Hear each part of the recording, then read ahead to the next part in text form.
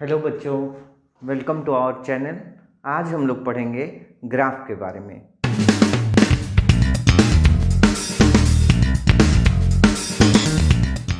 तो ग्राफ क्या है? मैथमेटिक्स की बहुत मजबूत और मज़ेदार टूल्स हैं जिसके कारण बड़े बड़े मैथ भी हमारे छोटे छोटे बन जाते हैं। ठीक है। और ग्राफ में क्या होता है? ये विजुअलाइजेशन होता है। जैसे आप अगर कोई थ्योरी पढ़ रहे हैं तो जो डिफरेंस रेडियो और टीवी में है, तो टीवी समझिए ग्राफ है। अगर ग्राफ आप जानते हैं तो टीवी की तरह एंजॉय करेंगे। ठीक है। तो देखते हैं हम लोग some important graph. First graph देखते हैं बच्चों, बहुत सिंपल है। F X equal to X. F X को ही हम लोग क्या बोलेंगे? वाई, है ना। तो अगर कोई बोल रहा है वाई इक्वल टू एक्स, तो दोनों सेम चीज़ है। आप बचपन में ये ग्राफ इस तरह का खींचते होंगे। आप टेबल भी ले सकते हो, ठीक है, अगर आप खींचना चाहो तो। अब इसमें आप डिजिट ले लेना, एक्स और वाई, और यहाँ एक्स की वैल्यू रखते जाओ, वाई मिलते जाएगा। ये बचपन में आपने किया होगा। तो जैसे -2, तो ये भी -2, -1, -1, -2 रखेंगे ना यहाँ, तो वाई की वैल्यू -2 आएगी। 0 0 1 1 2 2। अब एक्सिसेज आप दिखा सकते हो। एक्सिसेज दिखा दो। ऐसे दिखाते थे ना आप लोग। तो 1 2 3 4 1 2 3, यहाँ पे निगेटिव जाता था, याद है आपको? -1 -2, इधर भी -1 -2, पॉइंट दिखाएंगे। -2 -2 -2 -2, मतलब ये वाली पॉइंट, ये याद आ रहा है सब? छोटे में आप लोग करते होंगे -1 -1, ये वाली पॉइंट होगी।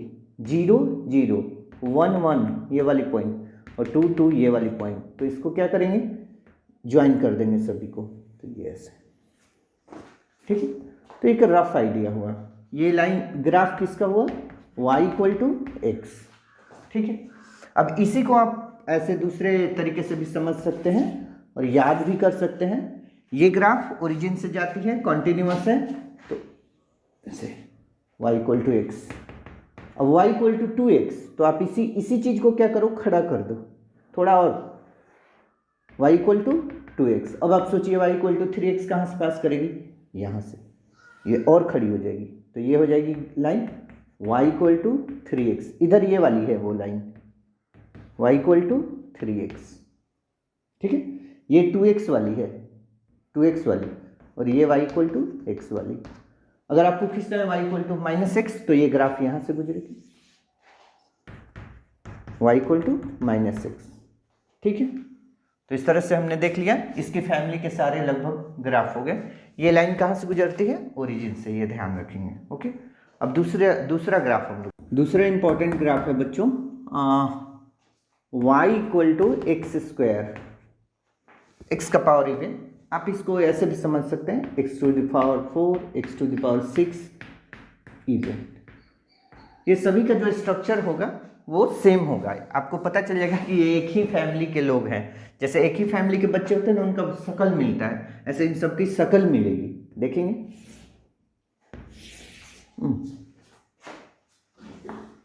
y x, आप चाहे तो ऐसे ही टेबल बना के कुछ पॉजिटिव, निगेटिव और 0 नंबर लेके आप इस तरह से कर सकते थे, ठीक है ना, या कर लेंगे घर पे। x y, यहाँ मान लो -2, तो ये 4 -1 1 0 0 1 1 2 4, आप ऐसे कर लेना। तो आप देखोगे इसका ग्राफ आएगा बच्चों यू शेप। कैसा आएगा? U shape. तो ये ग्राफ हो गया y equal to X square. X to the power 4 का अगर हम लोग खींचेंगे तो भी ऐसा ही आएगा। फर्क क्या होगा थोड़ा देखिएगा।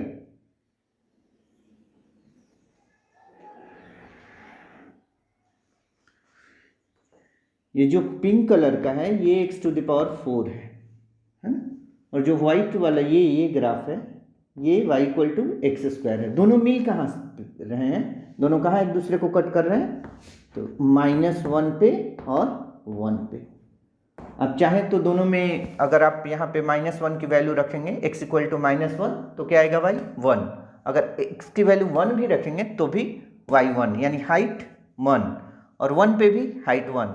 तो दोनों ग्राफ एक दूसरे को टच कर रहे हैं, कहाँ पे कट कर रहे हैं, सॉरी इंटरसेक्ट कर रहे हैं -1 और 1 पे। और यहाँ एक बात ध्यान देने वाली बात है कि 0 से 1 या यूं कहें -1 से 1 के बीच, -1 से 1 के बीच जो y = x² ग्राफ है वो लीड कर रहा है, आगे है, ऊपर है। कब? जब x 0 और 1 के बीच में है तब। लेकिन जैसे ही x की वैल्यू 1 से ज़्यादा लेंगे, ये देखिए किसका ग्राफ ओवरटेक कर लिया, x⁴। ठीक है, तो ये यहाँ इन दो कब कट करेंगे, किसका ग्राफ ऊपर होगा या नीचे होगा, तो वो ध्यान रखना है ना। -1 1 के बीच किसका नीचे है, किसका फिर ऊपर हो गया। थर्ड देखेंगे बच्चों, y = x³। ये सब इंपॉर्टेंट ग्राफ्स हैं, अक्सर पूछे जाते हैं इनसे क्वेश्चन। तो y = x³ देख लेते हैं। y ये ग्राफ यूं जाएगा, ऐसे कहाँ तक जाएगा, -∞, और हाइट कितनी जाएगी, +∞। ठीक है, ग्राफ किसका है, y = x³। ठीक है, तो ये सब ग्राफ आप ध्यान रखना। mod x important. तो mod क्या है, ये मैथ का ऐसा हथियार है जो निगेटिव नंबर को पॉजिटिव में बदलता है। निगेटिव नंबर को अगर पॉजिटिव में बदलना हो तो आप कौन सा हथियार यूज करेंगे, mod। ठीक है, जैसे समझेंगे इसको, अगर mod 2 आपने लिखा है तो वैल्यू 2 हो जाएगी, अगर mod -2 है तो भी 2 है। तो आप यहाँ समझ सकते हैं कि mod, इसको mod बोलते हैं, मॉडुलस बोलते हैं। तो mod क्या करता है, निगेटिव को पॉजिटिव में बदलता है और पॉजिटिव को पॉजिटिव में ही रहने देता है। ठीक है, तो अब इसके ग्राफ को देखेंगे। इसका ग्राफ कैसा होता है बच्चों, V शेप। ठीक है, mod x का ग्राफ V शेप और x² का ग्राफ U शेप। यही x² का रहता है, थोड़ा ध्यान रखेंगे आप लोग, फर्क होता है U और V में, यहाँ कॉर्नर बन रहा है। ठीक है, और आगे आपको मैं पढ़ाऊंगा कि जहाँ कॉर्नर बनता है तो फंक्शन इज नॉट डिफरेंशिएबल। तो यहाँ आप ये बात भी अभी कुछ देर के लिए ध्यान रखेंगे कि जो आपका fx है वह नॉट डिफरेंशिएबल। कई बार ये क्वेश्चन कंपटीशन में पूछा जाता है, तो आप ध्यान रखेंगे कि यहाँ पर mod x कहाँ पर डिफरेंशिएबल नहीं होता है, तो x = 0 जहाँ पे वर्टेक्स बन रहा है। ठीक है, ओके। हॉरिजॉन्टल लाइन और वर्टिकल लाइन के ग्राफ के बारे में देखेंगे बच्चों। हॉरिजॉन्टल लाइन और वर्टिकल लाइन, हाँ, मान लीजिए लाइन ऐसे दी गई है, समझिएगा इस पे y(x). ठीक है, तो अब यहाँ ओरिजिन हो गया, आप यहाँ से क्या करो, हाइट मेजर कर लो, तो कुछ भी हाइट होगा, 1 सेंटीमीटर, 2 सेंटीमीटर, 3, 4, 5, k। तो मान लो ये हाइट कितनी है, k, तो y k हुआ ना, तो y एक्सिस पे x की वैल्यू 0 और हाइट कितनी है, k। ठीक है, तो अगर हम इस पे चलेंगे, मान लो आप इस पे चल रहे हो, सोचो दौड़ रहे हो इधर, तो आपका x बदलेगा बार बार, लेकिन हाइट नहीं बदलेगी। तो जो नहीं बदलेगी उसी पे हम लोग क्या करते हैं, जो नहीं बदले उसी पे हम लोग आईडी बनाते हैं। ठीक है, तो क्या नहीं बदल रहा है, के कोऑर्डिनेट। जैसे यहाँ पे आ जाएंगे तो क्या लिखेंगे, सोचो आप 1k, यहाँ पे क्या लिखेंगे 2k, इस पॉइंट को क्या लिखेंगे 3k। तो कौन सा कोऑर्डिनेट नहीं बदला, y कोऑर्डिनेट नहीं बदला। तो हम इसका इक्वेशन देंगे बच्चों, y = k। तो y = k लाइन क्या होती है, x एक्सिस के पैरेलल होती है। ध्यान रखेंगे, y = k line x axis के क्या होती है, पैरेलल। अब यहीं से एक मजेदार बात, अगर इस लाइन को मैं गिरा दूं, थोड़ा और नीचे लाऊं तो k घटेगा, और नीचे लाऊं तो k और घटेगा, और यहां रख दूं इस लाइन को उठा के तो k की वैल्यू 0। तो ये लाइन क्या हो जाएगी, जो लाइन L है अभी, वो लाइन क्या हो जाएगी, x एक्सिस। तो x एक्सिस का दूसरा इक्वेशन, y = 0। तो ध्यान रखेंगे, अगर कोई पूछ दे कि x एक्सिस का नाम दूसरा क्या है, जैसे एक ही बच्चे का 2 नाम होता है ना, तो एक तो x एक्सिस सभी को जानते हैं और दूसरा y = 0। ठीक है, अब ऐसे ही देखेंगे हम लोग इस वर्टिकल लाइन, इस लाइन को देखते हैं खींच के, x एक्सिस y एक्सिस। ठीक है, vertical line parallel y axis 0 0, फिर आपको दौड़ाता हूँ इस लाइन पे, ठीक है। अब इस लाइन पे अगर कोई चलेगा तो इसकी हाइट बदलेगी, समझो इस बात को, लेकिन उसका एक्स कोऑर्डिनेट नहीं बदलेगा, ओरिजिन से एक्स नहीं बदलेगा। ये डिस्टेंस क्या, मान लो आपने कहा कि के 0 है। 0 क्यों, एक्स एक्सिस पे वाई का मान 0, ठीक है। लेकिन अगर वो यहाँ पे आ गया तो इसकी हाइट बढ़ गई, तो एक्स कोऑर्डिनेट क्या रहेगा, हाइट 1, फिर यहाँ आ गया के 2, हाइट और बढ़ गई के 3।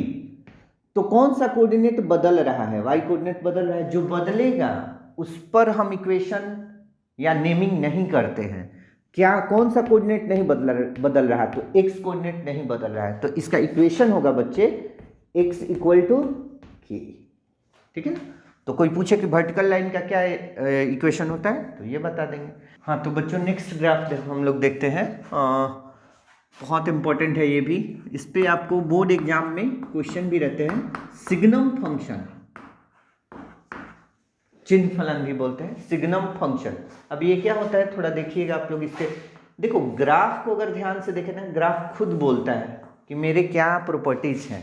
जैसे देखिए सिग्नम फंक्शन, ये क्या होता है, इसकी वैल्यू ये जो है, ये कहता है कि 1, मेरी वैल्यू 1 होती है, हाइट 1 होती है। कब, अगर x ग्रेटर देन 0 है तब।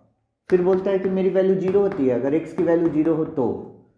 फिर -1 होती है अगर x लेस देन 0 हो तो 3 वैल्यू ये रखता है सिग्नम फंक्शन। ग्राफ कैसा हो जाएगा, देखो आप, हाइट 1 1, ये जो लाइन है ना, ये टच नहीं करेगा वाई एक्सिस को, इसीलिए मैंने क्या व्हाइट बबल यहाँ दिया, टच नहीं कर सकते हैं। जैसे ही टच करने को होगी तो ये गिर के यहाँ वैल्यू आएगी, यहाँ, क्योंकि 0 पे 0। आप देखो x 0 तो y भी 0, तो ओरिजिन। और फिर अगर x निगेटिव हो तो y की वैल्यू -1, तो यहाँ पे -1। तो ऐसा ग्राफ सिग्नम फंक्शन का। अब इसका इंपॉर्टेंस क्या है, मान लो आपसे किसी ने पूछा कि SGN, ये सब आपको एयरफोर्स नेवी में पूछे हुए क्वेश्चंस है कि, या बोर्ड एग्जाम में ऑब्जेक्टिव रहता है कि SGN 100 की वैल्यू बोलें, तो SGN 100, तो x 1 से ज़्यादा है ना, तो 1 से कितना भी ज़्यादा हो, हाइट कितनी मिलेगी, बार बार देख लो 1, तो वैल्यू हो जाएगी 1। SGN -55, तो x निगेटिव है तो वैल्यू क्या होगी, -1। बस, ठीक है। तो ये ग्राफ बड़ा इंपॉर्टेंट है, बच्चे भूल जाते हैं, इसलिए इस पर क्वेश्चंस बनाए जाते हैं, आप ध्यान रखना, आप मत भूलना। और ये, हाँ एक और बात, ये कैसा फंक्शन हुआ, डिसकंटिन्यूअस, टूटा हुआ फंक्शन। क्यों, जैसे देखो डिसकंटिन्यूअस कंटिन्यूअस क्या है, अगर आपने ये ग्राफ खींचा तो देखो ध्यान से, मैंने बिना हाथ उठाए ही ग्राफ को खींच दिया। इसमें क्या है, आपको हाथ उठाना पड़ेगा, आप यहाँ से आ रहे हो, ठीक है। अब क्या करोगे, अब आप यहाँ टच नहीं कर सकते वाई एक्सिस को, तो हाथ उठाओगे, फिर यहाँ रखोगे, फिर हाथ उठाओगे, फिर यहाँ पे चलोगे, इसलिए ये फंक्शन क्या हुआ, डिसकंटिन्यूअस, ठीक है। नेक्स्ट देखेंगे हम लोग ग्रेटेस्ट इंटीजर फंक्शन।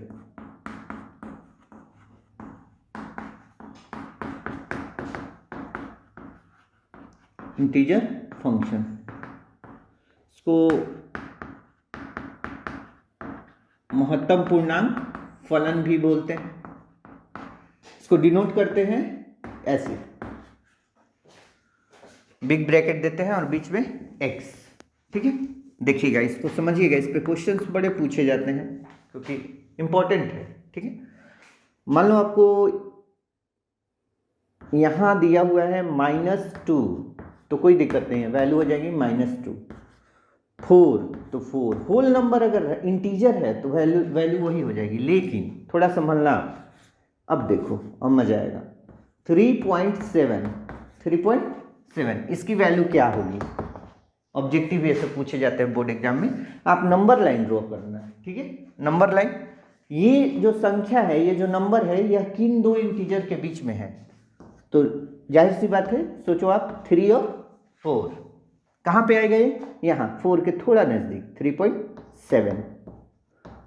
अब ये फंक्शन क्या कहता है, ये जो नंबर है वह जिन दो इंटीजर के बीच में है, जिन दो इंटीजर के बीच में है उसमें स्मॉल कौन है। ध्यान रखेंगे, नाम में ग्रेटेस्ट है पर वैल्यू ले रहा है लोएस्ट। तो 3 और 4 में, क्योंकि ये नंबर इन दोनों के बीच है, तो छोटा कौन है, तो 3 आंसर। ठीक है, एक और देखते हैं। मान लो आप बोला गया 5.99 की वैल्यू, राउंड ऑफ मत करना, बच्चे यही करते हैं गलती, राउंड ऑफ मत करना, ये राउंड ऑफ वाला खेल नहीं है। ये नंबर किस दो इंटीजर के बीच में है, तो 5 और 6। 5 और 6 में छोटा कौन, भले नाम ग्रेटेस्ट है पर लेना है लोएस्ट, तो 5 और 6 में छोटा कौन, 5। अब फिर ऐसे ही आप चेक करो, मान लो आपको दे दिया गया -2.3, अब मजा आएगा। ठीक है, -2.3, इसके बारे में सोचो और बोलो -2.3 यह किन दो नंबर के बीच में है, तो -2 और -3, अब उनमें छोटा कौन। अभी एक और मौका, -0.1, अब यह किन दो नंबर के बीच में है, सोचो, तो 0 और -1, उनमें छोटा कौन, -1। तो मुझे लग रहा है आप इसको सीख गए होंगे। ठीक है, अब इसका बस ग्राफ देख लेते हैं। ठीक है,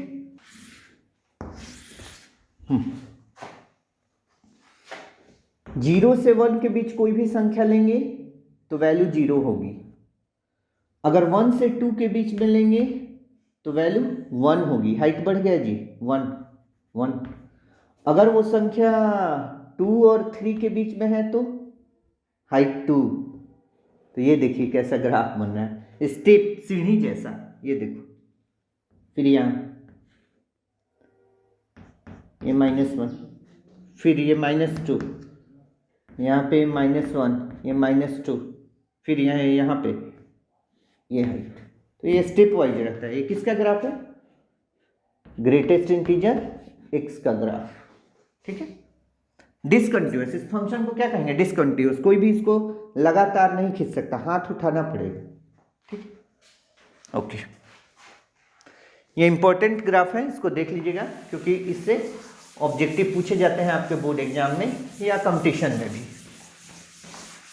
ये ग्राफ फिजिक्स में भी आता है और मैथ में भी आता है, बार बार आता है। क्या, इन्वर्सली प्रोपोर्शनल का, जैसे ये ग्राफ y प्रोपोर्शनल 1/x, आप लोग बार बार फिजिक्स में पढ़ते होंगे कि e प्रोपोर्शनल 1/r है ना, या r² 1/r, ऐसे वाले ग्राफ।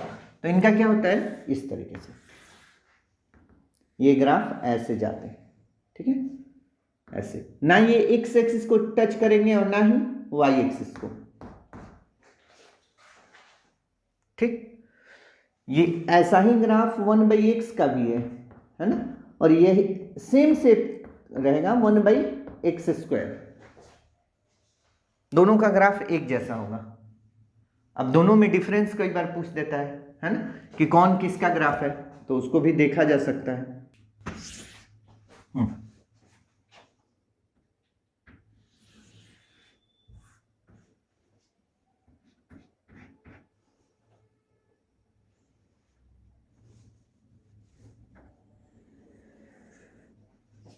तो ये जो पॉइंट है ये 1, ये 1/x का ग्राफ हुआ और 1/x² का ग्राफ हुआ, सॉरी, और ये हो गया 1/x का। ठीक है, ये 1/x का और ये 1/x² का। तो 0 से 1 के बीच 1/x² का ग्राफ आप देख सकते हैं और 1/x का अपने उसमें। लेकिन थोड़ा एक बेसिक आइडिया ले लेते हैं। फंक्शन है f(x) = log x। लॉग की बहुत सारी प्रॉपर्टी होती है ना, तो इसके ग्राफ को जरा देख लेते हैं। ऐसे ये और ये याद रखना कि ये लाइन, इसको ग्राफ कभी भी y एक्सिस को टच नहीं करेगी। ठीक है, और ये कहाँ तक जाएगी, इन्फिनिटी, हाइट बढ़ते जाएगी। और इधर भी हाइट, डेप्थ -∞ से +∞। ठीक है, तो कंटिन्यूअस ग्राफ है। साथ में आप याद रख सकते हैं यहाँ पे कि ये यहाँ पे x की वैल्यू 1 0, तो यहाँ से कई बार क्वेश्चन पूछे जाते हैं कि log 1 की वैल्यू क्या होती है। तो log 1, x की वैल्यू 1, तो y क्या है 0। तो ये ऑब्जेक्टिव आप बना सकते हैं। एक और ऑब्जेक्टिव आ सकता है, देखो 0 से 1 के बीच ग्राफ कहाँ गया, एक्स एक्सिस के नीचे, तो एक्स एक्सिस के नीचे मतलब वैल्यू निगेटिव हो गई। तो मान लो अगर कोई पूछा कि log 1/2 की वैल्यू क्या होगी, तो आप इतना तो जरूर बोल सकते हैं कि निगेटिव होगी। कितनी होगी ये नहीं बोल पाएंगे, पर वो ये बोल सकते हैं। या कोई बोला log 1/7 की वैल्यू क्या होगी, तो निगेटिव होगी, इतना बोल सकते हैं। ओके, बाकी बचे हुए जो ग्राफ्स हैं वो हम लोग नेक्स्ट वीडियो में देखेंगे।